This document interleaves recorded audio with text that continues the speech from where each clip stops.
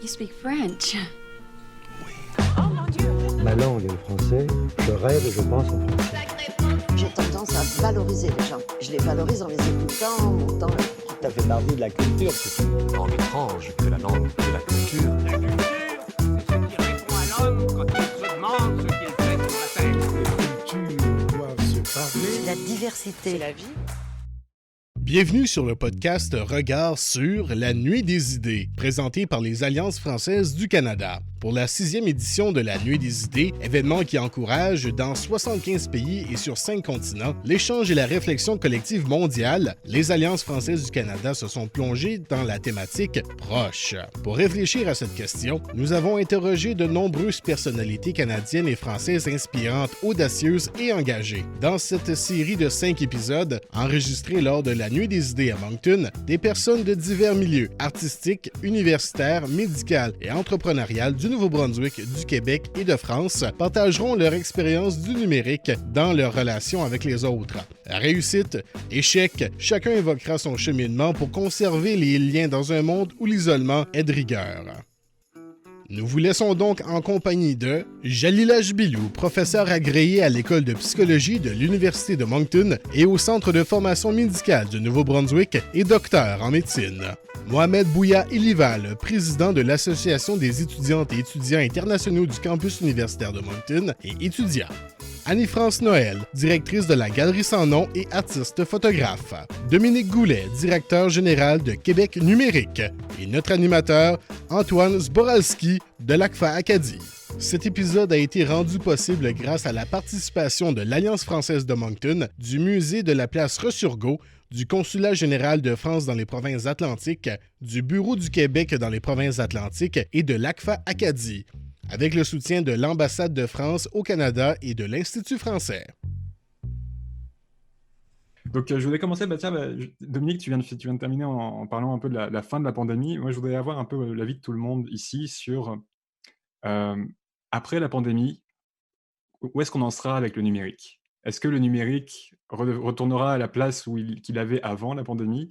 On peut peut-être commencer par Mohamed, par exemple. Merci. Excellente question. Très bonne question.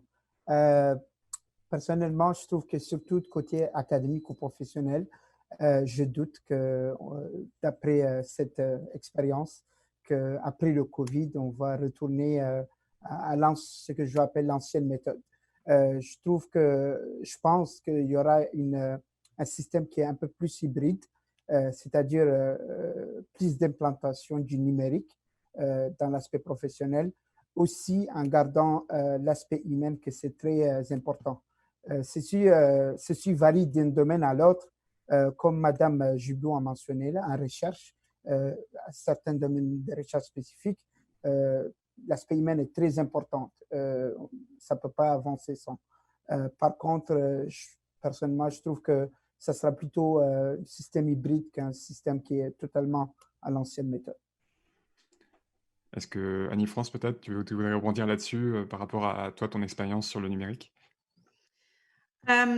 Oui, en fait, je crois juste que peut-être la pandémie a accéléré ce qui se passait déjà. Comme je disais, le Conseil des arts du Canada a lancé des programmes pour des initiatives numériques. Donc, puis les artistes, c'est ça, il y a des artistes qui travaillent avec les nouvelles technologies et qui vraiment poussent les limites de tout, dans le fond, mais aussi du numérique et de ses façons de travailler. Donc, c'est sûr que je crois que les gens vont être vraiment contents de se ruer vers les musées et les salles de spectacle, mais les artistes vont continuer de travailler et de proposer des choses vers le numérique. Donc, je ne crois pas que ça va s'en aller non plus, là, pas du tout. Est-ce qu'il n'y a pas je vais rebondir un peu avec Jalila, est-ce que justement les gens n'ont pas assez du numérique? Parce qu'à force d'être confinés ou d'être à l'intérieur tout le temps, ou être face à un écran, il va y avoir un moment où il y aura peut-être un reflux du numérique qui va pas retourner à la phase d'avant, disons, mais psychologiquement, est-ce que c'est quelque chose qu'on pourrait observer, par exemple? Oui, je crois qu'on va prendre un break de regarder des concerts en ligne. Là, on va dire, OK, là, je vais prendre une minute. Là. Jalila, veux-tu rebondir là-dessus? Oui, je suis tout à fait d'accord, on a besoin des cancers. Mais juste pour revenir un peu à j'ai beaucoup aimé, ce que Dominique a amené par rapport au numérique, mais il y a comme un corollaire qui s'est passé. Nous, en santé, depuis au moins, les années 2000, début 2000, on parlait de télésanté, mais on avait, une pensée ankylosante autour de la confidentialité, la protection de la vie privée et ça ne laissait pas avancer la télésanté et la télémédecine. Et là, tout d'un coup, du jour au lendemain, le Nouveau-Brunswick a payé les consultations sur Zoom avec son médecin de famille. Et c'est une compagnie privée. C'était incroyable comment la pandémie a été un catalyseur pour la mise en place d'un changement. Et d'habitude, moi, je ne suis pas experte en management, mais j'ai toujours appris que le changement incrémental était celui qui était souhaité. Puis, il y a tout un, un volet de consultations et d'entreprises qui viennent aider les entreprises à changer. Mais là, j'aimais beaucoup ta phrase sur la nécessité.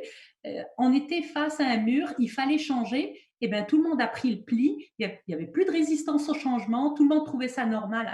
Alors que pendant des années, on essayait de le mettre en place et ça ne fonctionnait pas.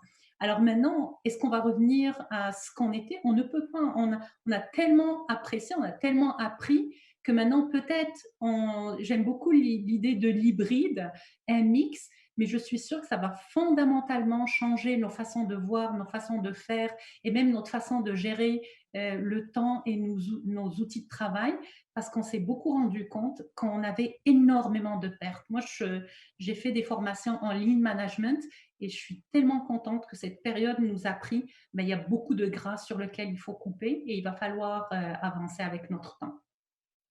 Merci. Dominique, je pense que tu voulais réagir à ça. Oui, je trouve la question super intéressante. Moi, je pense que avant la pandémie, on était dans un mode exploratoire sur les technologies. On était en admiration envers tout ce que le numérique pourrait apporter. On discutait par rapport à la perte d'emplois, ce qui serait remplacé par des robots, que les emplois dans les supermarchés seraient remplacés par des distributrices. Je pense que la pandémie nous a ramené, nous a recentré par rapport à ça pour montrer que le numérique a une limite importante, c'est qu'il n'y a pas d'humain dans le numérique. Et c'est les humains qui opèrent le numérique. Je pense que suite à la pandémie, on va revenir vraiment, comme je l'ai dit tout à l'heure, à un mode solution à des problèmes. On va utiliser la technologie pour nous rendre plus productifs, mais je pense qu'il ne sera plus question justement de remplacer des emplois. Je veux dire, on l'a tous vécu, là, qui voudrait vraiment remplacer les gens qui travaillent au supermarché par des robots? Il n'y a personne qui veut faire ça maintenant, là. On explorait l'opportunité peut-être de faire ce genre de remplacement-là avant, mais aujourd'hui, on va ramener ça à l'essentiel, puis on va se rendre compte que la technologie n'est qu'un outil utilisé par les humains pour être plus productif. Et on va garder le focus sur ce mantra-là, je pense. Merci. On va continuer je vais continuer à vous faire échanger là, mais je pense qu'on va passer aux questions du public parce qu'il y en a beaucoup. Et ça va aussi être, c'est ça, l'occasion d'échanger pas mal. Je vais prendre les questions d'abord qui sont dans l'outil questions-réponses. Et la question de Rodrigue, je pense que c'était pendant que Jalila parlait. La question est la suivante. Avec l'arrivée de plusieurs familles qui ne parlent ni français ni anglais, comment voyez-vous le rôle de notre société à s'assurer que nous puissions mieux les inclure et quelles sont les interventions en santé mentale nécessaires pour mieux les accompagner? Donc, si je mets ça dans le cadre du numérique, c'est super important. C'est un outil qui va venir aider d'abord la proximité linguistique. On a beaucoup de problèmes, et puis je pense beaucoup aux communautés syriennes qui viennent d'arriver, par exemple à Moncton. On a eu besoin d'interprètes ou de traducteurs pour travailler avec eux. Les gens étaient des fois non disponibles. Maintenant, le numérique va faciliter cet accès, donc il va améliorer l'accès aux services. Donc, ça va être vraiment excellent. Maintenant, tout de suite, on essaye du mieux qu'on peut de mettre en place des services numériques en français, en anglais, mais ça va très vite nous rattraper. Le multilinguisme et la diversité au Nouveau-Brunswick est en train de rejoindre un peu ce qu'on voit à Toronto, Montréal, et donc ça va être important dans une perspective d'équité d'accès aux soins de mettre en place ce genre d'intervention.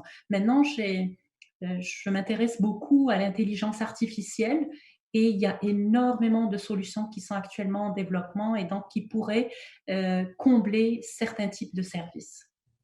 De quel type tu parlerais? Juste pour préciser rapidement. Eh ben, par exemple, le soutien au changement comportemental, je pense aux dépendances. Maintenant, il y a de plus en plus d'outils et qui sont adaptables linguistiquement. D'accord, merci. Si vous voulez répondre à Annie-France, Bouya ou Dominique, n'hésitez pas à rebondir, hein, sinon je continue les questions. Donc une question de Isolde pour Annie-France. Souvent on remarque que ce sont les arts qui sont très tôt attaqués, en temps de guerre, comme la destruction des statues par exemple, par les temps de guerre. Mais on remarque souvent aussi que ce sont les arts qui permettent aux sociétés de sortir des conflits vers la paix. Serait-ce pertinent, j'imagine, pertinent de dire que les arts sont en fait cet acte innovateur capable de transformer le numérique pour en faire la solution au combat pandémique par le rapprochement? Si tu veux, tu peux l'afficher, je pense que tu as accès si jamais tu veux la relire, mais je vais relire rapidement. Serait-ce pertinent de dire que les arts sont en fait cet acte innovateur capable de transformer le numérique pour en faire la solution au combat pandémique par le rapprochement? Vaste question. Oui, excellente question. Je ne sais pas si j'ai vraiment la réponse, mais c'est sûr que les artistes, à tout moment, sont des miroirs de la société, vont réagir aux différentes problématiques, aux différentes injustices, aux différents défis, vont s'approprier justement, en pensant au numérique, le rapprochement, ils vont s'approprier ça, ils vont subvertir, malheureusement, j'aimerais avoir des exemples pour vous d'œuvres ou d'actes qui ont été créés dans cette optique-là. Mais oui, c'est sûr que les artistes sont des gens très innovateurs qui vont aussi apporter des nouvelles idées à la table par leur création, initier des réflexions, provoquer toutes sortes de choses. Donc oui, les artistes sont des joueurs importants dans cette question-là, dans le fond, mais c'est peut-être pas la réponse à ça. Je ne sais pas s'il existe une réponse à ça, mais Ouais. merci. Je continue avec une question d'Arnaud pour Jalila encore. Depuis la pandémie et depuis que nos cours sont donnés à distance, as-tu noté davantage de stress, voire de la détresse chez les personnes étudiantes inscrites dans tes cours? Et leurs notes obtenues étaient-elles toujours aussi bonnes ou as-tu noté une baisse des résultats? Merci. Ouais. Moi, j'ai la particularité d'enseigner dans des programmes professionnalisants. Donc, j'enseigne les étudiants médecins et les étudiants qui vont devenir psychologues. Donc, c'est des cliniciens et c'est des programmes qui sont contingentés et donc très compétitifs. Alors, c'est des étudiants qui sont soumis à l'hyper-performance, beaucoup de concurrence. Et donc, le numérique avait introduit au tout début une certaine incertitude parce que ce genre d'étudiants, ben, ils sont pas fragiles, mais ils ont besoin de cette réassurance qu'ils sont dans la bonne direction et on l'avait un peu perdu. Alors, paradoxalement à ce que on pourrait penser, ils étaient stressés, mais au contraire, comme ils étaient stressés, ça les a poussés, et c'est une adrénaline qui les a poussés à travailler plus et il y a eu une amélioration des notes. Ben, je veux dire, ils sont déjà super bons, mais ils ont continué à être très bons. Alors maintenant, si on regarde d'un point de vue santé psychologique, est-ce que c'est forcément ce qu'on attend? C'est pas vrai. On veut que les étudiants qu'il y ait une agréabilité à l'enseignement, donc qu'ils apprécient ce qu'ils apprennent et qu'ils gardent un bon souvenir parce que c'est tous des étudiants qu'on espère qui vont être des professionnels érudits, donc des professionnels qui aiment apprendre. Et donc, il faut que l'expérience d'apprentissage soit une bonne expérience et qu'elle soit positive. Le deuxième aspect que j'ai un peu trouvé, peut-être qui n'est pas forcément la réponse à la question d'Arnaud, mais qui a beaucoup manqué à mes étudiants, c'est des professionnels donc qui font de l'apprentissage expérientiel et donc à notre contact, ils apprennent le savoir-être, le savoir-faire, pas seulement le savoir. Et donc je me suis retrouvée sur le numérique à n'administrer que le savoir avec beaucoup de difficultés pour leur transmettre l'essence même. Tu sais, le savoir implicite était beaucoup plus difficile à transmettre. Et je pense qu'ils ont été sensibles à ça. D'accord, merci. Encore une question d'Arnaud, mais cette fois pour Mohamed. Avez-vous ressenti davantage de solidarité, de soutien, de partage entre les étudiantes et étudiants, et notamment internationaux, depuis la pandémie? Et que faites-vous toutes et tous pour vous entraider? Ah, Super. C'est bon, professeur. Bonjour, Monsieur Arnaud. Excellente question. Effectivement, j'étais vraiment, pas surpris, mais je tenais vraiment, quand même, c'était vraiment fabuleux de voir à quel point les personnes, pas juste les étudiants entre eux, mais aussi la relation université-étudiant, étudiant-étudiant, pour venir en s'entraide.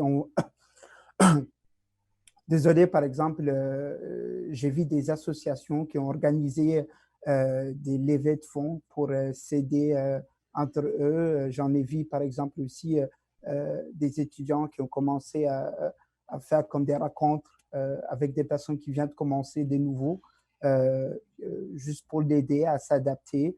Nous, à l'association de l'IKIM, cette année, vraiment, ça m'a étonné aussi, là, que c'était la première fois où il y avait tellement de communication des associations internationales envers notre association pour demander de l'aide ou pour faire une initiative ou pour essayer d'avoir un impact. Je peux dire quand même que même avec tous les défis que le contexte de COVID a posé, la volonté de l'être humain à s'entraider était très présente. Et ce qui me fait penser à une petite remarque par ce que Mme Gibou a mentionné. Effectivement, là, les professeurs essayent à rendre l'expérience du cours plus incroyable. Et je ne sais pas si vous connaissez Mme Gibou, mais nous, les étudiants aussi, on peut facilement sentir et distinguer les différences entre les cours. C'est-à-dire, il y a des cours où la volonté des professeurs est vraiment présente. Et c'est vraiment de son le plus possible pour rendre ça agréable, très acclimaté à la situation. Et on peut aussi savoir constater dans les cours où le prof est un peu démotivé avec la situation. Donc, je pense que, encore, même avec le numérique, mais la présence humaine, la volonté humaine est encore très présente. Merci Ouya. Et je remercie Arnaud parce qu'il nous pose une troisième question, donc très actif dans les questions, et cette fois pour Dominique. Par rapport à la mise en place du télétravail à Desjardins, est-ce que la compagnie a été aussi accompagnée ça a été aussi accompagné de formation, de soutien technique, autant pour les employés qui télétravaillent que pour les gestionnaires qui ont dû encadrer leurs employés à distance? C'est une excellente question, merci. J'ai pas le détail de tout ce qui s'est passé chez Desjardins, là. J'ai beaucoup d'amis et ma conjointe qui travaillent là, fait que j'ai un peu d'expérience pour voir ce qui se passe. Évidemment, il y a beaucoup de formation qui est donnée, mais ça, je pense pas que ce soit nécessairement lié au télétravail. Ça fait partie de la société, ça fait partie de toute entreprise. C'est important de former les employés. C'est une réalité qui est différente par rapport au travail au bureau, mais ça fait quand même partie de la formation d'un employé. Donc oui, il y a eu de la formation qui a été donnée par rapport à ça, mais je ne pense pas que ça a été le plus important. Au niveau du soutien technique, il y en a toujours eu. Il y a un département de soutien technique là-bas qui est là pour aider tous les employés avec les problèmes de poste de travail qu'ils pourraient avoir. Donc évidemment, moi je pense que ce qui a été le plus difficile, en fait, c'est pour l'équipe de soutien technique de s'adapter aux nouveaux problèmes qui étaient soulevés, beaucoup plus que les employés qui avaient les nouveaux problèmes. Donc, c'était toute une panoplie de nouveaux problèmes à gérer puis à documenter. Donc, du côté du soutien technique, je pense que ça a été quand même une bonne courbe d'apprentissage. Mais selon moi, puis là, c'est encore selon mon expérience aussi de gestionnaire, le plus compliqué, en fait, par rapport à tout le télétravail, c'est le côté informel du travail qu'on a perdu. Puis, on n'en parle pas tant que ça, mais c'est probablement la plus grande perte qu'on a eue. Mais toutes les discussions qu'on avait autour de la machine à café, qu'on avait dans les corridors, sur les coins des bureaux, une question posée à quelqu'un, une information qu'on apprend sur un collègue, c'est ce qu'on a perdu avec le télétravail qui avait beaucoup de valeur dans les entreprises. Puis ça, c'est la première chose que je pense que tout le monde va vouloir récupérer une fois qu'on va avoir terminé avec cette pandémie-là. Que tous les panélistes ici hochent de la tête quand tu évoques justement qu'il nous manque ces petits moments de relations informelles, en fait. Donc, ouais, c'est quelque chose, je pense qu'on a tous hâte de retrouver. Une dernière question, une dernière. S'il y en a d'autres après, n'hésitez pas à les poser, mais je pense que ce sera une des dernières. Une question de Francis. Je pense que c'est pour Dominique, mais s'il y a d'autres gens qui veulent la prendre. Le numérique permet aux professionnels de se réunir sans de grosses dépenses de voyage et permet d'éliminer beaucoup d'émissions de gaz à effet de serre néfastes. Peut-on espérer qu'à l'avenir, on continuera ces réunions virtuelles? je pense que ça touche tout le monde. C'est assez général comme question. Oui, ben, je pense que je suis le premier qui le fait, faire des allers-retours Québec-Montréal pour des rencontres. C'est vraiment pas productif. Je pense que le numérique nous a justement aiguillés sur le fait qu'il y a beaucoup de rencontres qu'on pourrait faire à distance pour éviter toute cette pollution. Mais selon moi, il va quand même rester un besoin à plusieurs moments de se réunir pour vrai. On a tous connu les ratés des rencontres virtuelles. On connaît tous aussi l'implication par rapport au délai de temps de réponse. C'est difficile d'interagir à plusieurs. Comme là, juste pour ce panel-là, on se passe la parole à tour de rôle, mais dans un panel qu'on aurait fait en personne, on aurait pu un peu s'entrecouper puis renchérir sur ce que les autres disent, couper. J'aurais pu tout à l'heure dire à Bouya que moi, j'ai rencontré ma conjointe avec une application virtuelle, puis je trouve ça tout à fait normal dans mon monde d'aujourd'hui. Je ne l'ai pas fait, mais je pense qu'il manque ce côté-là pour... là, c'est fait. Oui, voilà, c'est fait. Mais je pense qu'il manque ce côté-là, justement, de spontanéité qu'on a un peu moins avec le virtuel. On prend plus notre temps, il y a plus de pauses, c'est moins naturel comme implication. Donc, pour des trucs comme des lacs à l'épaule ou des rencontres avec plusieurs personnes, je crois qu'il va quand même falloir se réunir en personne. Mais il y a beaucoup de rencontres qu'on va pouvoir faire en virtuel, puis justement, préserver la planète de cette façon-là. Comme j'ai le privilège d'animer, je vais poser une dernière question. Et là, je vais prendre ma casquette de militant. Oui, vas-y, Bouya, vas-y. Désolé, Antoine. En fait, juste pour préciser, c'est une question le sujet est très intéressant, mais personnellement, je trouve qu'aussi la différence culturelle a une petite enjeu, c'est ça. C'est-à-dire que, par exemple, dans un pays très développé technologiquement comme le Canada, ça marche parfaitement, par exemple, effectivement, comme M. Dominique a mentionné, faire ses réunions à distance sur Zoom, etc. et tout. Mais par exemple, si je prends le cas de mon pays, en Mauritanie, par exemple, moi, je dois faire une recherche ou je dois contacter des PME. J'ai beaucoup de misère à trouver des PME, des personnes qui savent même comment utiliser Facebook. Je ne veux pas parler de Zoom. Du coup, je pense que aussi, là où on est situé dans le monde, a un impact sur cette question. Merci, Bouya. Je voulais juste poser une dernière question avec ma casquette de militant environnemental. Le numérique, on pense souvent que c'est très écolo et que ça permet par exemple de ne pas imprimer de papier. Mais le numérique a aussi une empreinte environnementale assez forte. Il ne faut pas oublier que le numérique nous permet de nous communiquer entre nous maintenant grâce à des serveurs, grâce à une infrastructure télécom qui est quand même assez lourde. Donc c'est une question plus pour Dominique. Est-ce que dans le cadre de Québec numérique, l'empreinte environnementale du numérique est prise en compte et il y a des plans là-dessus pour aller vers plus de sobriété numérique, par exemple? C'est vraiment une question très importante parce que en dehors de la pandémie puis de l'utilisation qu'on en fait, il y a une surcharge quand même au niveau des infrastructures mondiales. On l'a vécu dans les premiers temps de la pandémie, mais après ça, toute l'accumulation de données aussi qu'on fait ad vitam aeternam, on archive tout, on documente tout. Est-ce que c'est nécessaire de faire ça? Est-ce que c'est nécessaire qu'on ait accès aux tweets de 2008 de Donald Trump? Je ne sais pas. Il y a toute la... C'est beau de documenter. L'histoire nous a montré que ce qui est important, c'est quand même les écrits qui nous proviennent des autres époques. Ça a été très important, mais après ça, c'est pas tous les écrits qui étaient pertinents. Je pense qu'on stocke beaucoup trop aujourd'hui, qu'on laisse une empreinte numérique qui est vraiment trop élevée. Il y a du tri à faire là-dedans. Il y a des décisions qui doivent être prises. On ne peut pas continuer de juste accumuler et accumuler comme ça. Il faut vraiment se poser les bonnes questions pour diminuer notre empreinte numérique. Oui. Merci. Ça met fin donc à cette période de questions. Merci beaucoup à nos 4 panélistes d'avoir fait leur présentation, d'avoir accepté cette invitation pour un thème, pour cette première nuit des idées à Moncton, un essai qui, je l'espère, sera réussi ou jugé comme tel. Merci à Jalila, Mohamed Bouya, Anne-France et Dominique de nous avoir partagé votre regard sur la nuit des idées. Merci à vous, auditeurs, auditrices, d'avoir pris ce temps pour penser et avancer avec nous. Ce podcast a été réalisé par les Alliances françaises du Canada dans le cadre de la Nuit des idées 2021. Si vous avez aimé ce podcast et souhaitez continuer votre réflexion, ne manquez pas les épisodes suivants, ainsi que la table ronde en anglais Reinventing Social Links Through Digital Technologies. Et pour plus de contenu inspirant, rendez-vous sur la chaîne YouTube Nuit des idées Canada.